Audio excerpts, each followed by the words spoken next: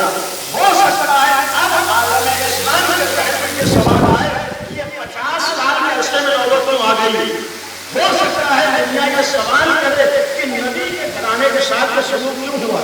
ہو سکتا ہے دنیا یہ سوال کرے کہ کربلا تک نوبت کیوں آ گئی ہے؟ ہو سکتا ہے دنیا کے ذہن میں یہ سوال ہو کہ آج نبی کا گھرانہ کیوں ڈال دیا گیا، آج نبی کے نواسے کو کیوں شہید کر دیا گیا؟ شاید جناب زینب سید سجاد سے سوال کر کے اسی کا جواب دینا چاہتا ہوں۔ پہلا جواب تو یہ دیا ہے کہ آؤ دیکھو، جو جانشین پیغمبر ہو بظاہر اگر بے ہوش بھی ہو، میں بے ہوشی سے چونکا کر شریعت کا مسئلہ اسی لیے پوچھ رہی ہوں کہ آؤ جانشین پیغمبر کی عظمت کو پہچانو کہ اگر یہ بظاہر بے ہوش بھی ہو تب بھی اس کا ذہن اتنا ٹھیک ٹھاک ہوتا ہے کہ غش سے چونک کر بھی شریعت کو بتا سکتا ہے۔